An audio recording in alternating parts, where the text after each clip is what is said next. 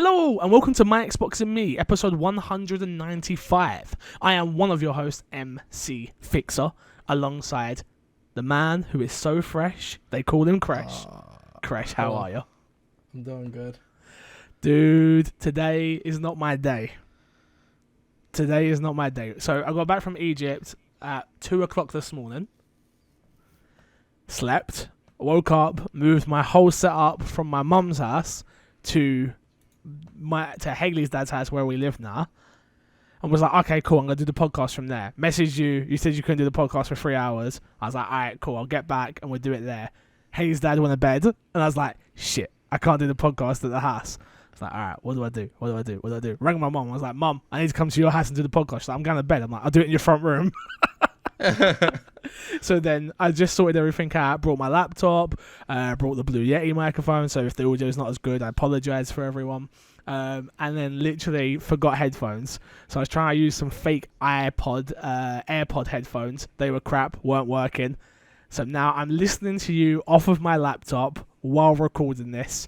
So, guys, you've got a show. Episode 195 is here. It will be out today. Literally, today is Sunday. That's when I'm going to put it out.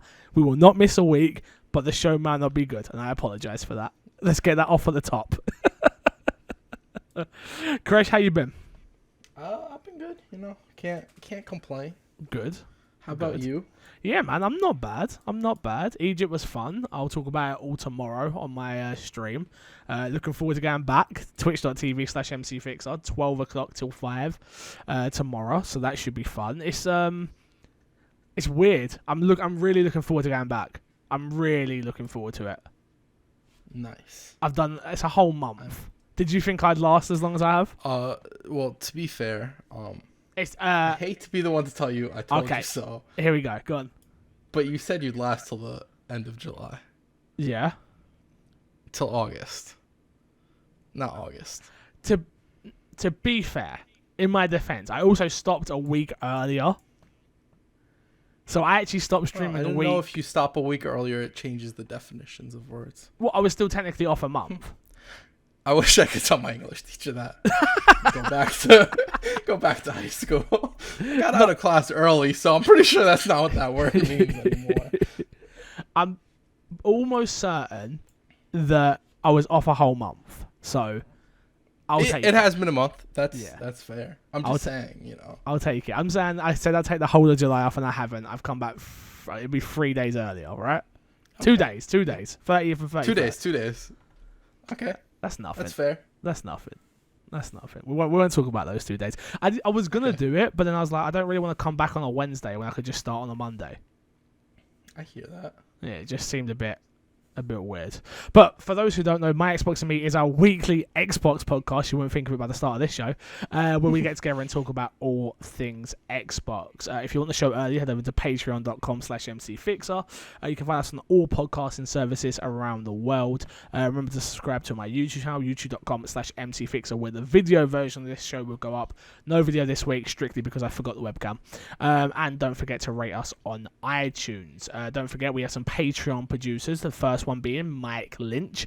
Big shout out to Mike Lynch, who's been supporting the show since day one. We're almost at episode 200. Jeez, I can't believe it. Believe it. But we're almost there, and this wouldn't happen without Mike. So thank you so much, Mike, for your support.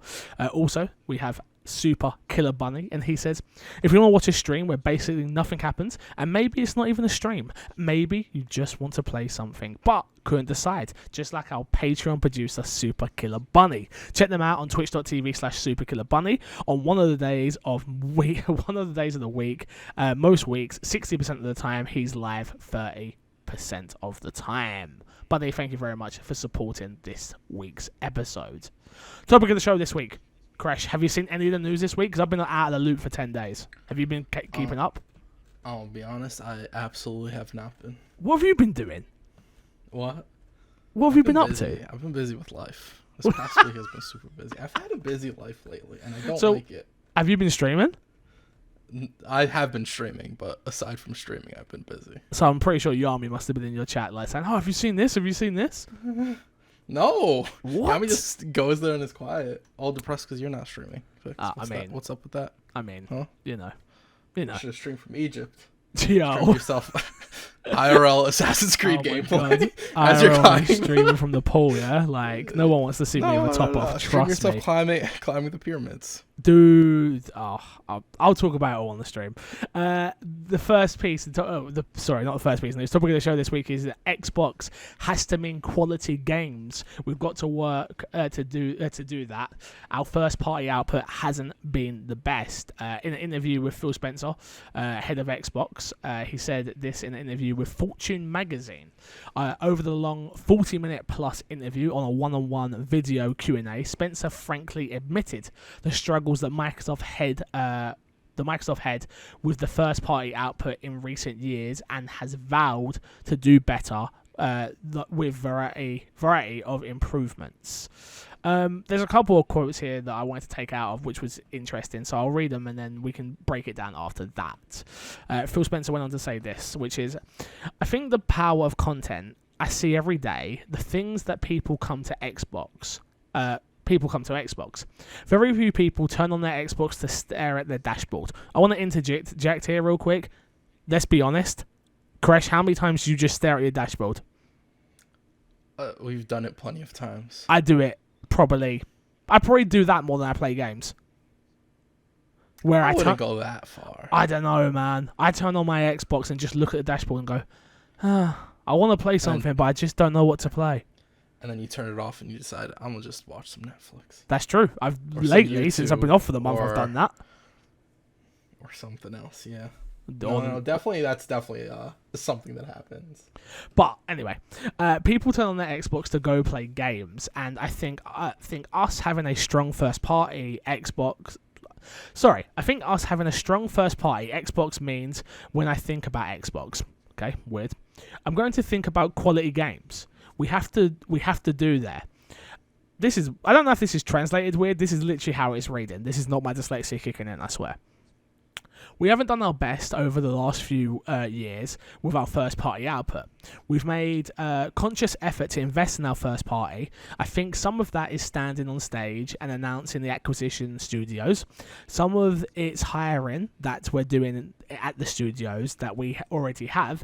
Some of it's ensuring that we have the right amount of time and we're able to focus some of that just, the autonomy that I have running the games organization now under Satire. That allows us to look at game development for what it is. It's this weird mix of technology and art as well. And it's not always easy to schedule those things and ensure we have the time to get things right. And that hasn't always been true in the organisation, but I feel good about that. I know our fans want to see us do better, and teams are completely aligned behind that desire. Crash. Is next generation going to be the year that Xbox finally has its... Obviously, we know it's got its Halo, its Gears of War, its Forza. I'll stick Minecraft in there. I know it was already established before they bought it, but I'll stick it in there. Is next gen going to be where Xbox finally has its new Horizon Zero Dawn, its Last of Us, its Death Stranding, I guess? No, we've not played it yet, but that sort of caliber of game. Do you think we're going to get it now? I think it's kind of tough to say. I think it goes one of two directions. One is that this generation's more aligned to Sony's PS3 generation, where they put out a lot of games and a lot of it was quality, but there were a few duds. Yeah. As opposed to Sony's recent run, where it seems like almost everything they put out is a gold mine. Yeah. With a few exceptions here and there. So I think it'll go one or two ways. I think either way, it is working towards that goal, and I do think Microsoft has a very bright future in terms of first-party exclusives. For the first time in its history, really, right? Yeah, I mean, it's such a weird thing to talk about because Halo and Gears of War for a very long time were the biggest first-party games. They carried that Xbox. Absolutely. Even comparing them to Sony exclusives, they outsold Sony exclusives. You had to take about 5 or 6 Sony exclusives to match one of those. And that's probably being a little bit generous to Sony's side. Yeah. Because Halo and Gears of War sold a lot. they did a lot of work for Microsoft. So Yeah. Microsoft didn't really need to have a reason as much to do as much work back then as it does now. Yeah, it's an interesting one, isn't it? Because a part of me feels like they're gonna get it right now. They've got the studio. They've got enough studio. Even if every single studio put out a dud, they're not just gonna axe all the studios. And then it'll be back to the drawing board and what's next. I don't think they're all going to put out duds, don't get me wrong. But even if that was the case, I feel like we're going to get good quality games at some point from Xbox, finally. Which, again, I like Sunset Overdrive. I liked Rise Son of Rome. I know that was an exclusive. I liked Dead Rising 3. There's exclusives on there. I know they're not first party, but bear with me with what I'm trying to say here. But I liked some of their exclusives. On the first party front, it was, like I say, it was just the big two and Forza that were keeping Xbox sort of relevant in its casual audience. Halo brought in some casual, and so did Gears of War because big cinematic shooter. And obviously the car people just love car games. So we've moved into this new place, which you were saying beforehand, where it's like, it's hard to compare the two when PlayStation put out 10s and Xbox with Sunset Overdrive. I love the game, but you could never give that a 10. Now I'm trying to think about games. Again, not first party, I know it was second party. But yeah, from a first party front, it was just super dead. It was just dry as Egypt. And trust me, I know I've just been there. I'm super optimistic, though, to see what we're going to get soon. Agreed. Yeah, I think Microsoft's on the right path. Obviously, Phil coming out and even talking about it says something as well, right? Like, this was easy just to stay quiet, say nothing. Yeah. Say nothing and keep going. Well, I mean, before, like, Microsoft probably would have made a comment about Gears of War and Halo. Like, we have all we need. Yeah. And, true. like, even now, they could talk about Halo, and Halo still holds so much mind share in the gaming community. Yeah. Doesn't say as well as it used to. I'm hoping the new one will, but... Yeah. Should be an interesting one. Do you think we'll ever get a Sunset Overdrive 2? Who owns the IP? 10 years. Insomniac. Oh, I'm pretty sure the way it is like Insomniac owns the IP, and if they want to make another one, Microsoft has first dibs to like. Yeah, that's never happening. Yeah. Probably not. I wish. Let's move into what's been in your box. What have you been playing this week then, Crash? Anything on Xbox? I've been playing 2 games. Okay. One of them, Gears of War. Oh, okay. 4. The beta was out. The tech test. No, 5. Oh, shit. I missed it. It's still going on right now. Yeah, I'm going to bed off this, bro. But it's right now till tomorrow at 3 p.m. your time. Oh, okay. I might be able to get on and play something. Oh, okay, talk to me. How is it? It plays really well. The Gnasher is the most powerful it's been since Gears 3. Okay. It's not 8 shots anymore. It's 6 shots, and active reloads don't make it more powerful. If you hit a gray spot on the active reload on the Gnasher, you get 3 bullets. If you hit the active, you get the full clip back. Okay. The movement's really good. They have a new game mode, Arcade, which is supposed to be... It's supposed to be kind of like a hero shooter, because you play characters and they have special like abilities. Like if you play Marcus Phoenix, he can slide into cover from farther, and he gets access to special weapons. Oh, okay. That seems like it's supposed to be the casual game mode. Not a super big fan of that game mode, but I do think it'll be good for casual audiences. Okay. Escalation is back in this, and King of the Hill is back. I can't really speak on much. I played the first day, and the servers were absolutely horrible. Yeah, very difficult to get in. I saw tweets about that the servers were bad, and the boss like, it is a tech test. Absolutely, yeah. So it doesn't really bother me. Like if I only got to play like 3 or 4 matches during the whole thing, I would have been fine. It's a tech test. I get it. But I really liked it. It felt really good. It felt clean. There was some weird stuff that they changed with in regards to like the Gnasher and when you're going in and out of cover and you can shoot. Where in past Gears of Wars you've been very free to shoot whenever, and I feel like they're sort of limiting that a little bit. Okay. Especially with the buff to the Gnasher, it feels like they're doing that so that you're forced more so into being a little bit smarter when you play, and you can't have people with Gnashers just like running up to you and absolutely killing you while they're wall bouncing and whatnot. But yeah, overall, super super positive experience with it. I still want to play more. But yeah, it didn't sway me from the game, and I didn't think it would. So to be is honest. it any different to 4 or 3 or 2 or 1, or is it just more Gears of War in with a little bit of difference? The way from what you explained, it sounds like, especially in Ashen, we know how important that gun is in multiplayer. It sounds like they've actually made some decent changes to like stop people getting, like you say, wall bans and just getting absolutely destroyed. Does it feel any different to? Does it feel like a new game, or does it feel like a 1.5? So it's kind of weird the way you worded that, because you mentioned like Gears of War 1 and 2, where I would argue that like Gears of War 1 and 2 play so different from like Gears 3 and 4. If Like multiplayer, I understand what you're saying. Yeah. maybe I'm not as hardcore in. What I mean is, I get what you're saying. maybe No, not. it's still like, I'm not talking. Maybe I'm talking more surface level, more than nitty gritty type thing. okay. It's still Gears of War. Yeah. I think like if you change the wall bouncing and the Nasher stuff, I don't think it's Gears of War anymore. Yeah. And I think at that point it's like taking Fortnite and getting rid of the building. I don't Yeah. think it's the same game. But it would be better. Like I know me and you would probably love that, and then people would love it. Bro, I Like, me began and you to love that in walk Fortnite. But yeah, I don't think it would be Gears of War. So no, in that regard, it's very much so still the same thing. If you Good. haven't been a fan of 4's multiplayer or 3's multiplayer, this probably won't be the game for you. Okay. And graphically, how's it look? Graphically, it looks very, very good. I also want to talk about very quick customization. Yeah. There's a lot of customizable stuff in this game. Does that mean microtransactions? Well, they've already made a comment that the game will have microtransactions. Great. No loot boxes. Oh, But if okay. you want to buy something, it'll be direct purchase, and everything that's buyable is unlockable through the game Okay. through leveling and whatever the reward system is. But they're supposed to have like weekly challenges that if you complete, you get rewards for stuff and things of that nature. Yeah, normal gamified stuff now. Yeah. As long as I can play as Coltrane, I just do not want that situation again.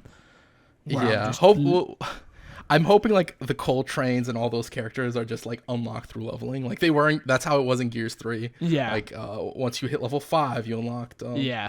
Sam, Cole, whatever character it was. Once you hit levels, you unlock them, and they had events in that game as well. So it seems like they're kind of going back to that, but also taking sort of the Fortnite model where stuff will rotate into a store and you can buy something directly.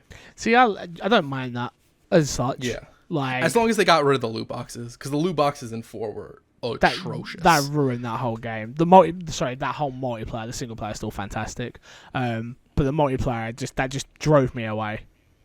Yeah. I hate it. I mean, like, have they still got sometimes, the like- cards and stuff In 4? in new one? Did they have any rec packs or anything like that? I know you said there's no loot boxes, but No, I don't think they have rec packs. I'm pretty sure like that's what well, rec packs were from Halo, and rec packs were great. sorry, First you're of right. all, Halo I'm had still. a great loot system. I am So literally working off of like 3 hours sleep I at the know. moment. I know.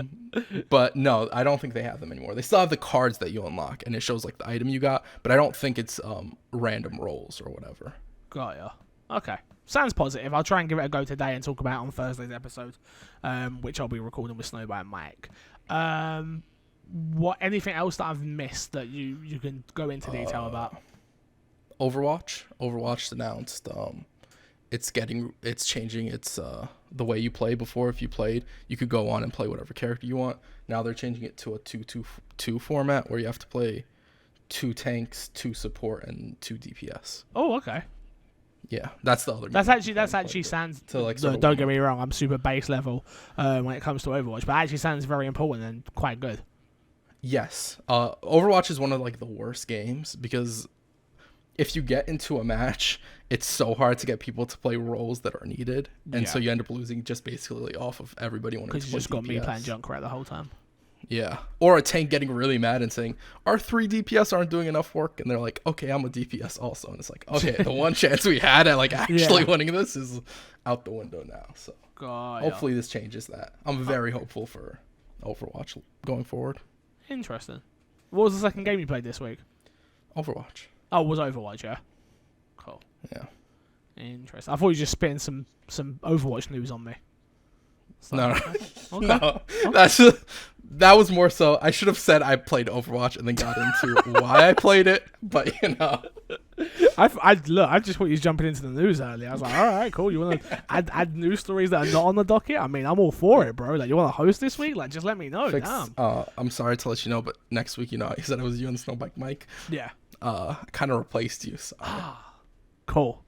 I know that's not true because I know for a fact that you and Snowball Mike couldn't organise 1 week, so you're never going to be able to organise it ever again. I give up. I almost had a heart attack that week, so I'm like, nah, I'll deal with it. It's no problem. To be fair, you don't know if we would have organized it. I wasn't You're willing. in a state of unknown. I wasn't willing to take the risk. Let's just say that. That's fair. That's a fair statement. But I'm just saying you can't, like, say something, you know? Because you don't know. You didn't give us the chance. You didn't give us a shot. I'm sorry. I should have got you to cover this week. That's what I should have done. I should have gave you like 2 weeks notice. I'm like, I need you to do this week. Oh, we would have been able to do it for sure. Yeah. 2 weeks notice, man. Definitely. Let's get into the news this week. Not much news, thankfully. Just a few little bits, and then I'm going to pop to bed. But Xbox One's dashboard is getting another redesign, and Cortana is getting the chop. I haven't touched my Xbox, obviously, 10 days now. Is this update out? 'Cause I've seen the picture of it. I don't think so. I haven't seen it any time I go on. But usually with this update, they usually, like, put it out slowly, if I'm not mistaken. Yeah, Insiders usually get it. Are you part of the Inside program? Yes. Okay, so I don't know if it's one of the things you have to, like, go in and actively, like, opt into. download or what the case. Yeah. Got you. Okay. But anyway, according to Xbox Insider team lead Bradley Rossetti, in a new Xbox Wire post, is to find ways of getting players into their gaming experience faster and keeping more of your content front and clear. As such, the latest experimental design will soon be available to Xbox insiders, as I was saying, for testing ditches the twists from the top of the current home screen and replaces them with separate buttons in a bid to make accessing the likes of Xbox Game Pass, the Xbox Community, Mixer, and the Microsoft Store quicker than ever. Perhaps more significantly, however, is Microsoft's decision to remove its voice assistant Cortana from the console. As Rossetti explains it, the company will be changing its approach to voice commands, moving away from the one console experience to the cloud-based assistant experience. As someone, I love the pictures that I've seen of this. It looks way cleaner, like way cleaner. Yep. And anything that's going to get me into menus quicker is a better thing. Like, to be honest, I don't hate it. The new one that we've got currently, it's better than what we've had previously. But the new one does look clean. It looks very clean. One of the things with like UIs for consoles and everything is that a new experience always looks clean, but it's usually after like a month or two with it that you're like, oh, these are its issues and this is its problem. Yeah, so, I think I'm very hopeful for it though. It's like new and shiny new toy, right? It's like, oh, it's new, yeah, it looks good, and then and it'll do some things better, and those are the things you'll focus on for the first month. Yeah, I'm a little bit upset about the Cortana stuff. Not to say that I use it, but more for people that maybe have disabilities and stuff like that use it on a regular base. I hope there's something there for those people, and I hope it's not just totally taken away for everyone. But yeah. I'm sure it will. I'm sure Xbox have been great with the adaptive controller and things of that nature. So I'm sure there's something going on that will replace it.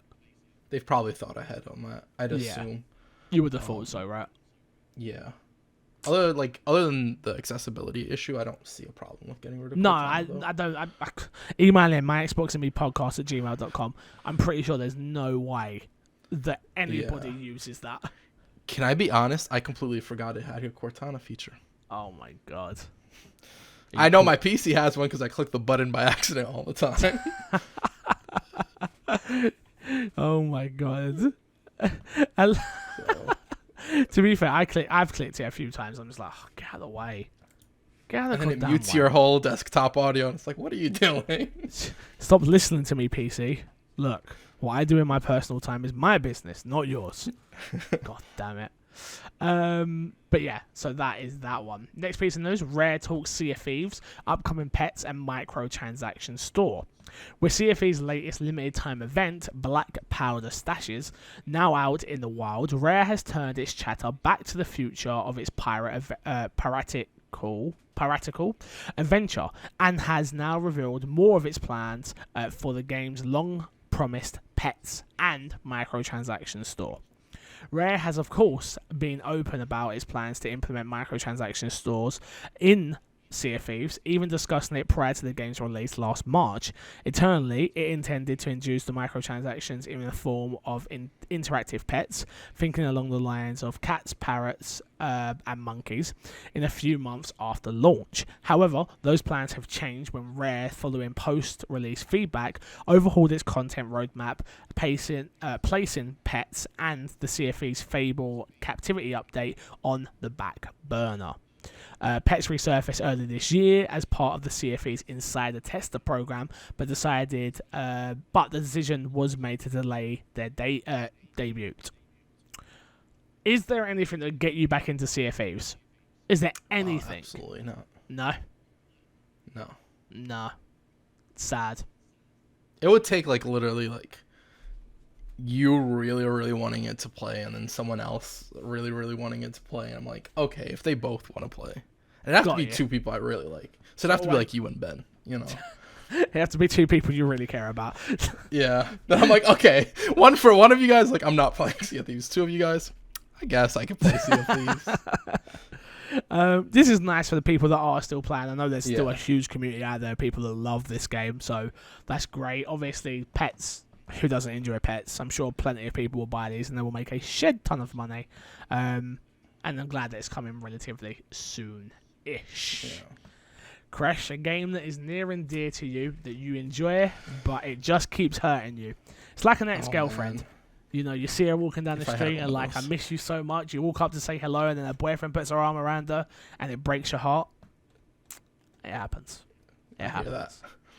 It looks like Anthem's long-awaited Cataclysm event is almost here. Sorry.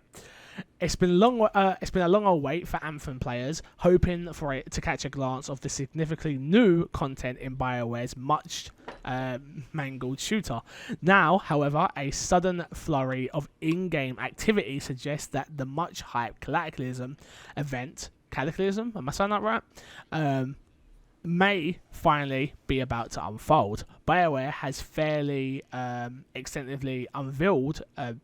BioWare held a fairly extensive unveiling back in May, and curious sort have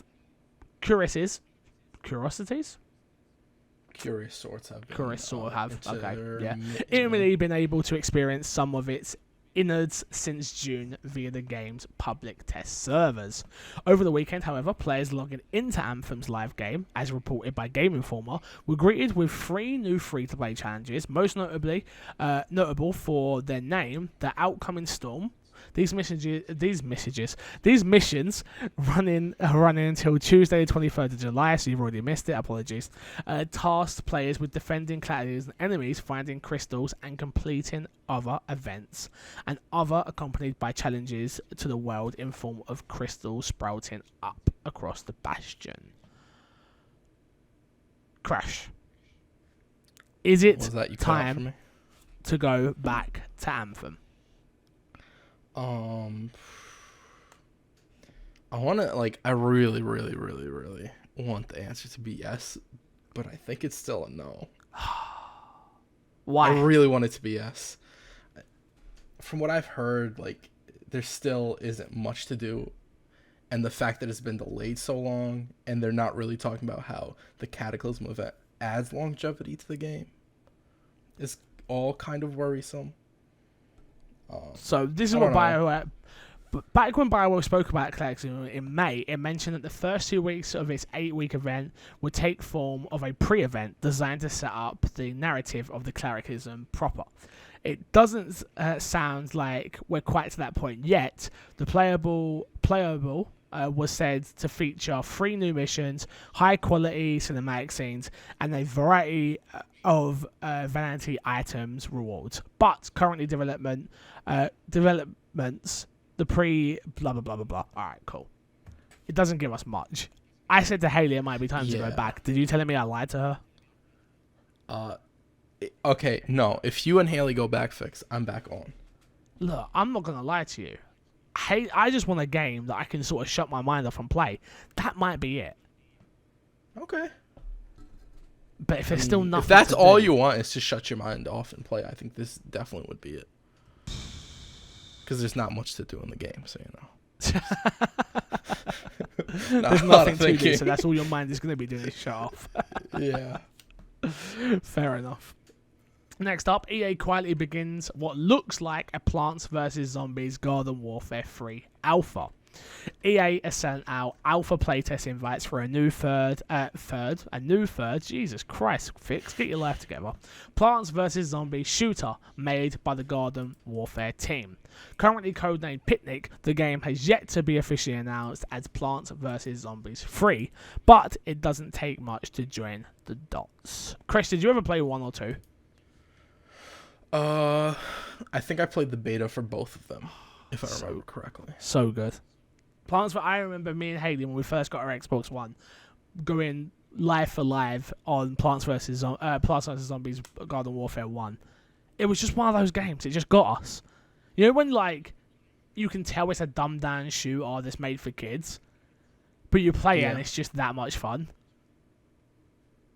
That was this game. So this excites you? This got you?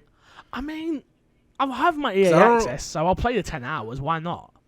Because I don't remember you playing the second one too much. I didn't play much of it, but I played a little bit, yeah. Okay. Again, it's hard because I'm always looking for people to play with now. But that could be my game. We could have the Plants vs.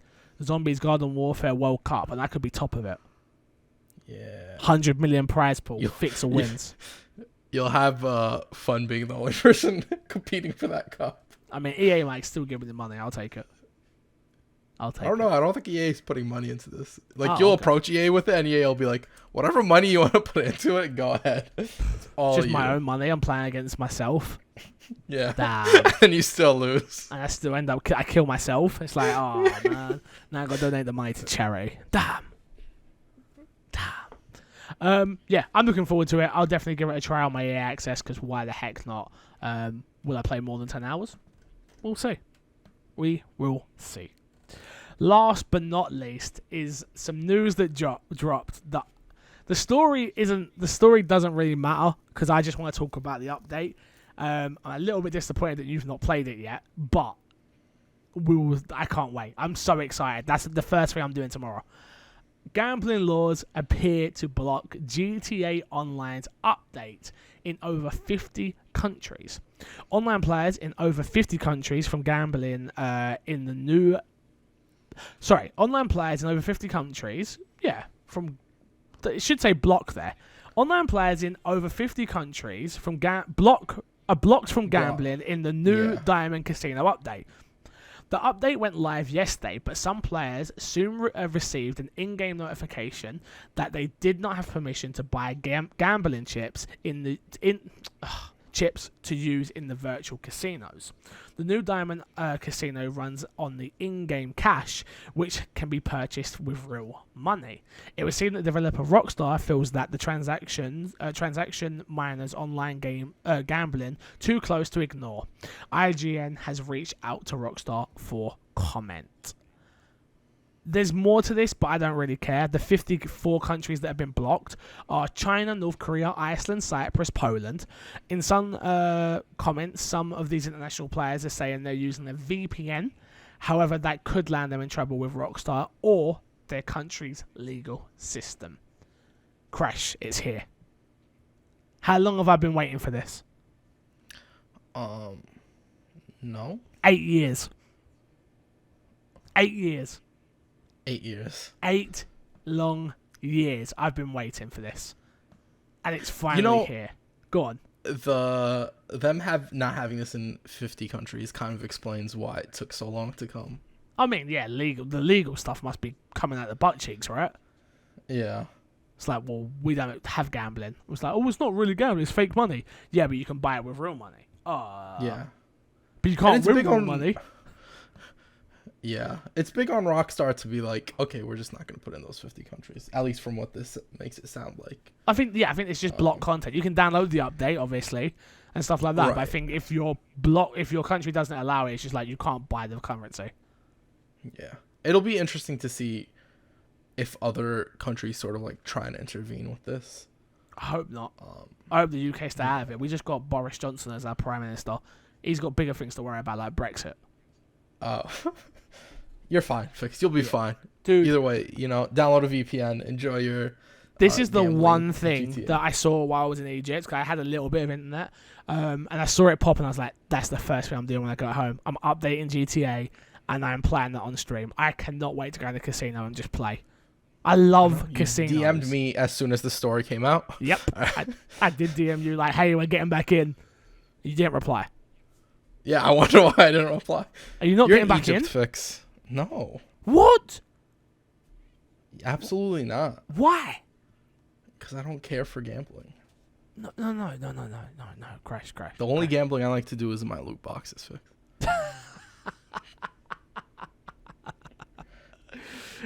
Dude, I cannot wait. I know. I was very excited for you when I read this. That it has like a firm release date and everything. Dude, I'm just like, I'm going to rob people. I'm going to be robbing shops. I'm going to be running missions. And then I'm going to be going to the casino and losing them. Oh, I have a question. If you go into a casino, can somebody run up in the casino and like rob people in there? Oh, that'd be so good. Because if you can do that, then I'm coming back to the game. No casino safe. Just so you can do that to me. I'll be there playing poker or whatever it is. Roulette. Get big money and then it's all gone. Like, Crush, why would you do that I got to £1 me? million on 22. 22 comes in. I'm a millionaire. Crash comes in, shoots me, takes my million. Yeah. Damn. I don't think $1 million gets you much in GTA nowadays. True. To be That's fair. the only thing I'm worried about, is going in there and being like, shit, I've got no money. What if this is a way to like, if you're good at gambling, this is a way to like get into the higher content. Watch me. You're going to be watching. You're going to see tomorrow. I'm going to be a higher roller. I'm going to be winning all the money, and you're going to come back in. But, oh, Yeah. Daddy Fixer, can you buy Half me a an car? hour in, because it's gonna be like, oh man, I'm broke. Do I actually buy the Game Shark stuff? Shut up, Whatever they fool. call their I'm not doing that. Their $100,000 cards. Do I buy one? Oh man, Crush was right. I'll never admit you're right, let's be serious. Games with gold this month. You have got Inside, Big Crown Showdown, Castlevania Symphony of the Night, and Meet the Robinsons. Do we know what next month's games are yet? I don't think I've seen anything. But No, I I feel didn't like see you're anything. usually the one who posted in the Facebook group. Yeah, so I'm not I sure. haven't seen a thing, so I assume not. That is it for this week's episode. Sorry for that it's short, but I am absolutely cream crackered, knackered. Let's plug, and get ourselves out of here. Crash, what have you got to plug this week? Twitch.tv/Crushnick. Crash, I want to say big thank you very much for coming in these last few weeks and covering and getting the show going, so thank you. No problem. I will see you very, very soon. Remember, you can follow me everywhere. I'll be honest with you, I haven't got time to plug. I need my bed. I'm tired. Back from Egypt, jet lagged. Goodbye.